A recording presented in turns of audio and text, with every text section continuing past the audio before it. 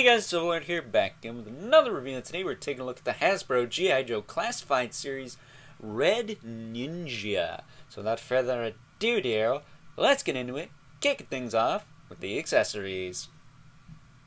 Kicking things off with accessories, the Red Ninja comes with an arsenal of weapons fit for a ninja assassin, such as himself. He's got this katana-looking sword, he's got a longer katana-looking sword, 2 scythes, 2 sickles, and 2 throwing axes with little loops on the bottom that you can attach a string, wire, or chain to. And trust me, I've tried it, and it works! He's also got a scabbard for a few of those weapons that you could peg right on the back. In a true G.I. Joe Classified Series fashion, you could pretty much store most of the weapons on the figure.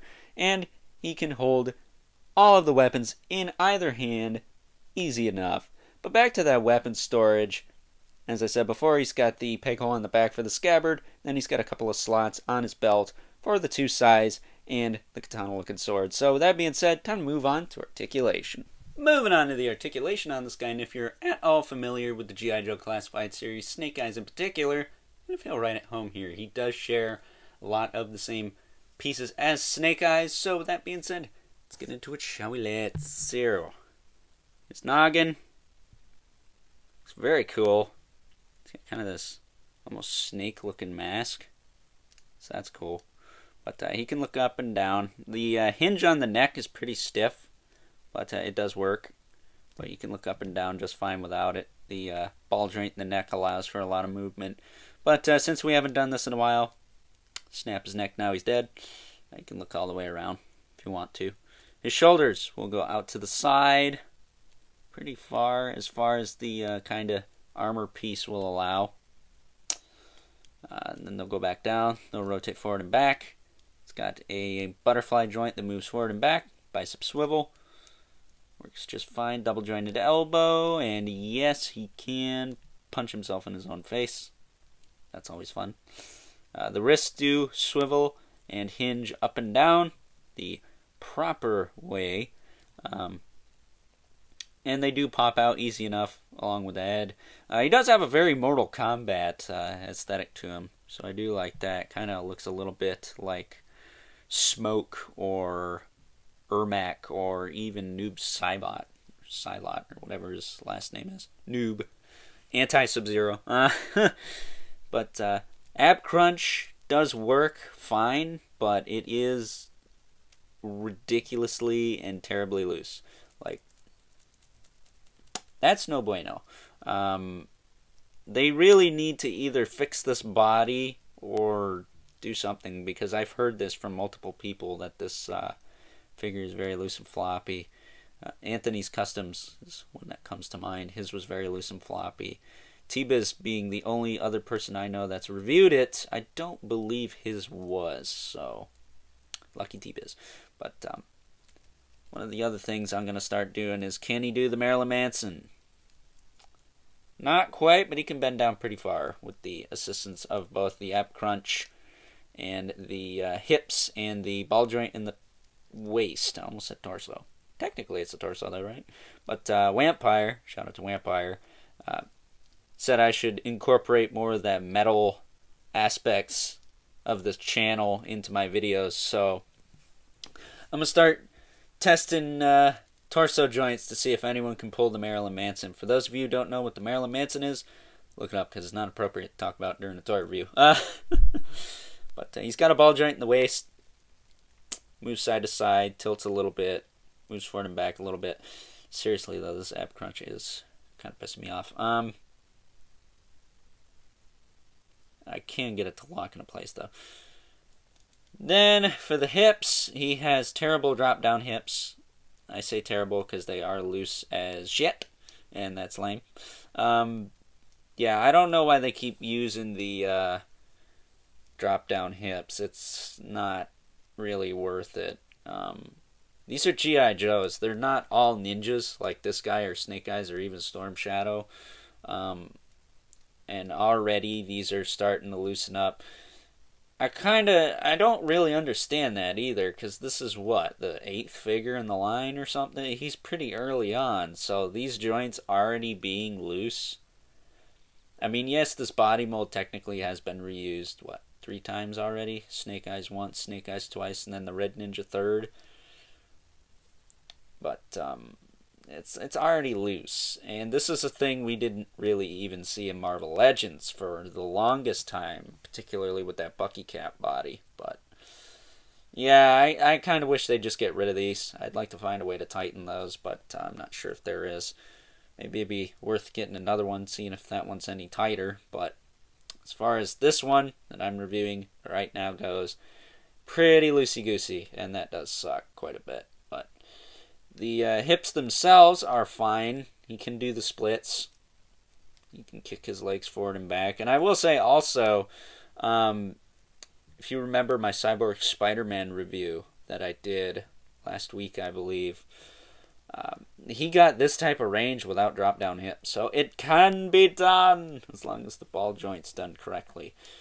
He does have a thigh cut. He does have double-jointed knees, and of course he's going to be able to do this. Hold on.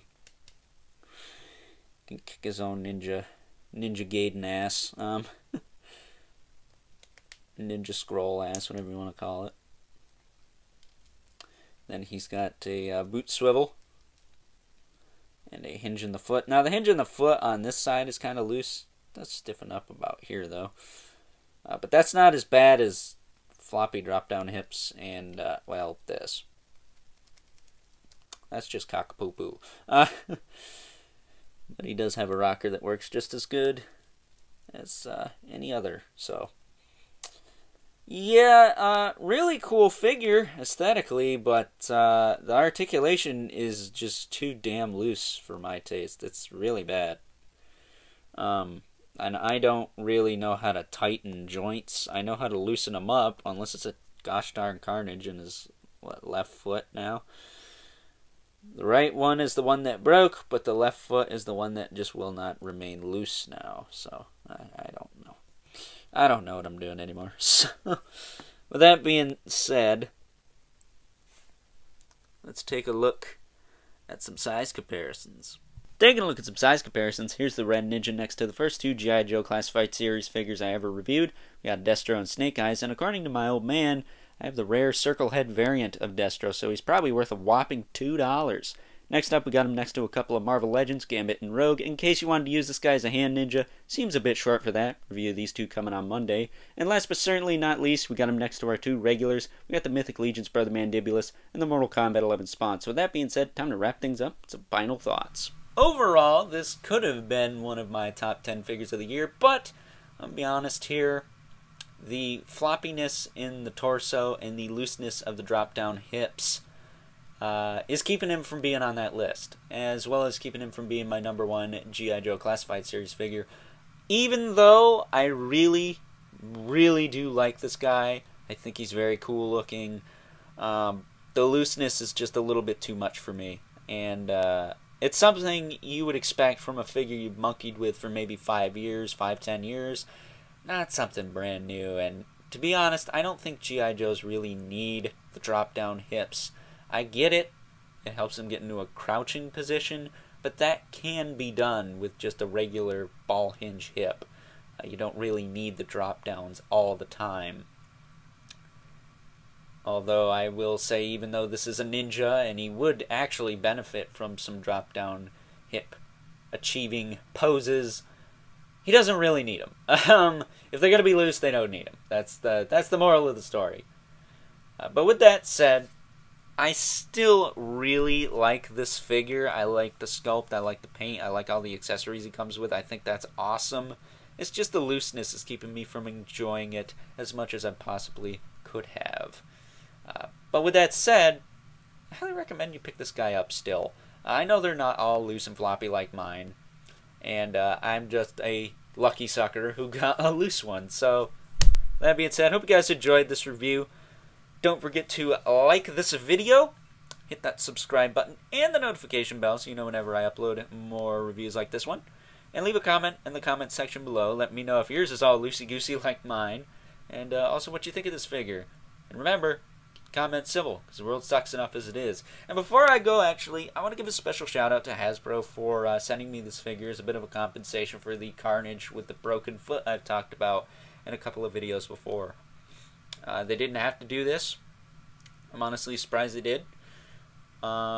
you know, I called him up on the phone a couple of weeks ago, and I was like, hey, I sent an email about this Broken Carnage, and I wanted to know if I could get a refund or like a compensation figure. They're like, okay. So I'm like, you got any G.I. Joes? And they're like, yeah. And I'm like, you got the Red Ninja? They're like, yeah. And I'm like, that is perfect. That'll work. And I got it in less than 2 days. So, you know, if you have a problem with any figure, you call them up and they'll actually be really good about helping you out. I've never really had a problem with Hasbro customer service, or most customer service I've dealt with in the past. You know, Four Horsemen, Mattel, etc. The only one I never heard anything from was the company that made the Scooby-Doo movie figures. Was it Basic Fun? I filled out an email for the Blue Falcon I reviewed that had no paint on his right arm, and I never heard anything back on that. So, yeah, they kind of suck. But Hasbro, as much shit as I give Hasbro, they were really good about this, and I just wanted to say thanks. So, that being said, until next time, I'll catch you guys later.